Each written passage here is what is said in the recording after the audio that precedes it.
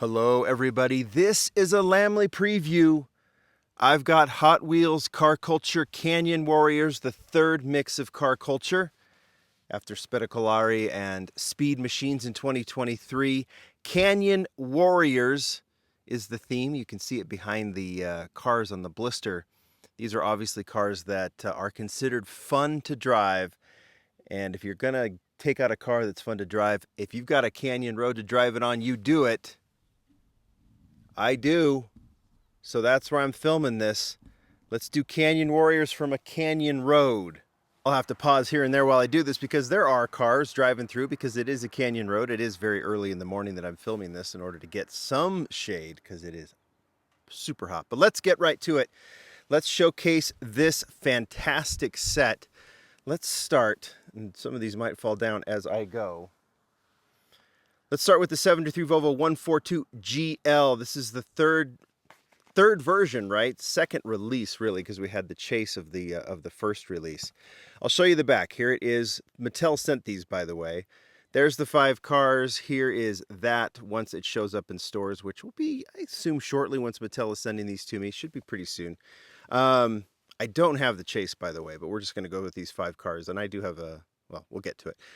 73 Volvo 142 GL in orange. This is a beautiful car. I want to show you Julian Coyle's artwork because it's always worth looking at in car culture.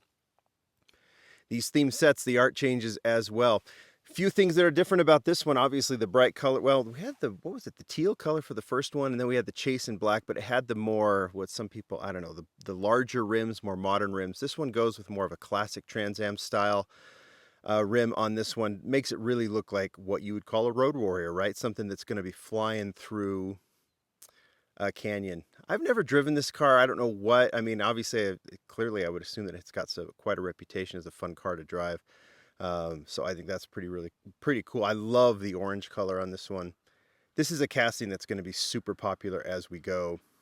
I just am excited to see all the different versions. I'm assuming we'll see a racing version at some point, but right now this orange version's awesome. Okay, let's go to the other side. 89 Porsche 944 Turbo. I am so excited as well to see this one. Here's the artwork.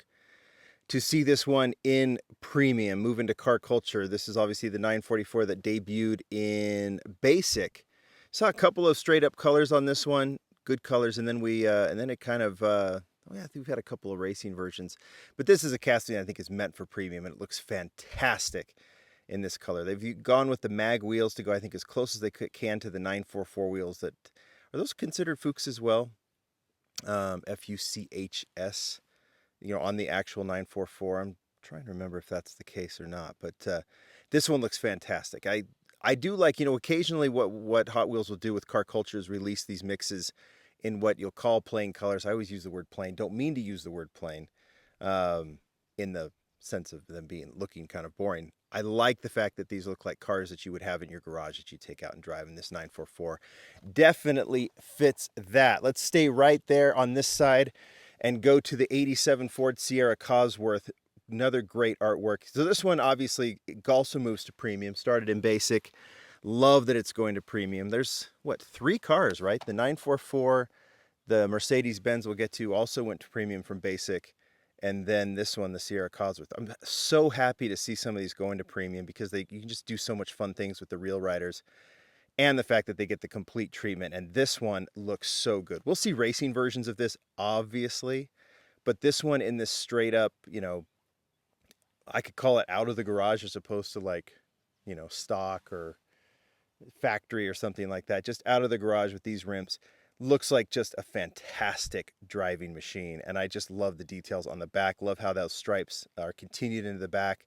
They've done the spoiler right. This thing, I was going to say, the 5 Series is going to be the star of the show for me just because I love the casting, but I think just in terms of execution, the Sierra Cosworth might be the winner here.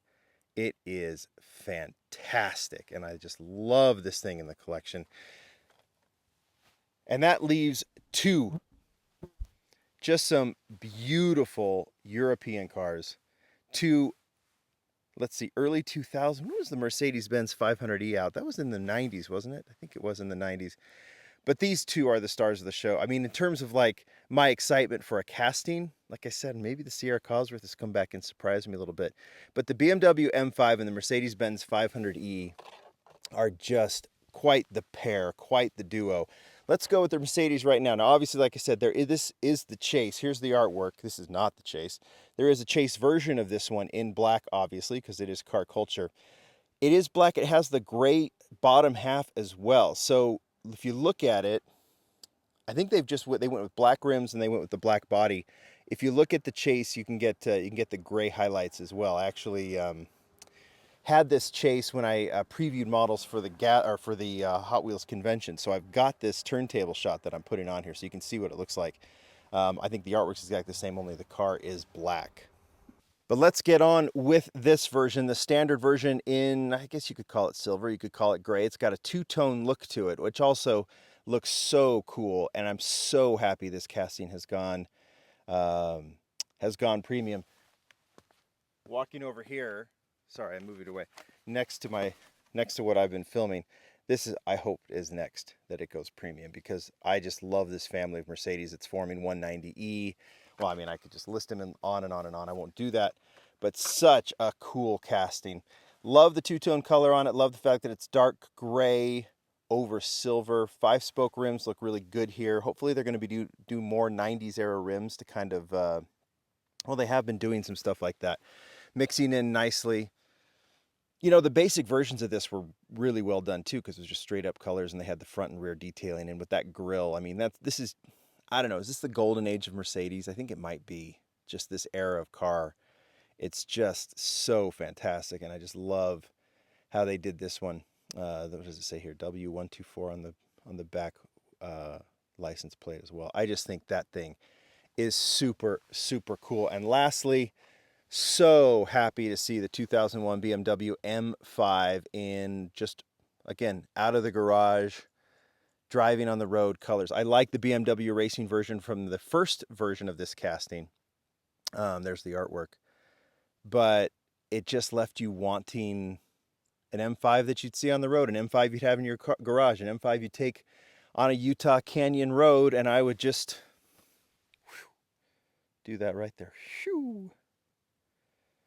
Oh, I just love this car. Rims look so good on it. I do like the more modern 5-spokes on this one.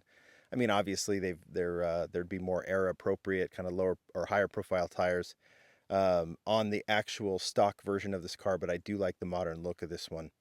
And you know what? Maybe it does fit. Maybe it is an appropriate rim. I'm trying to think back to all the M5s that I've just loved, and actually, when you look at the art, it does replicate that really well. It looks very stock, and I just love the red color. Love the fact that the details are so clean on this one. Great companion. Now that we have this version in red and the BMW racing version from the diorama set, we're off to a really good start. All these castings, I get excited about all the versions that'll come out. I want to see Team Transport, you name it, I want to see it. And this thing is fantastic. BMW is the star of the show for me. I'll just say it. I know I go back and forth. I don't know if you really care what my favorites are, but I want to know what yours are. So leave that in the comments. The Cosworth is the most surprising. The Porsche is satisfying. The Volvo is super cool. The Mercedes is on par with the BMW, is something I'm super excited about. But this, to me, so far is the best set of car culture in 2023. I really like the Speed Machines. I like that they brought them back. Spettacolare has some great cars in it, but this one, right down my alley. Really digging it. You guys tell me what you think. You into this set? It's going to be hitting soon. Thanks, everybody. Bye.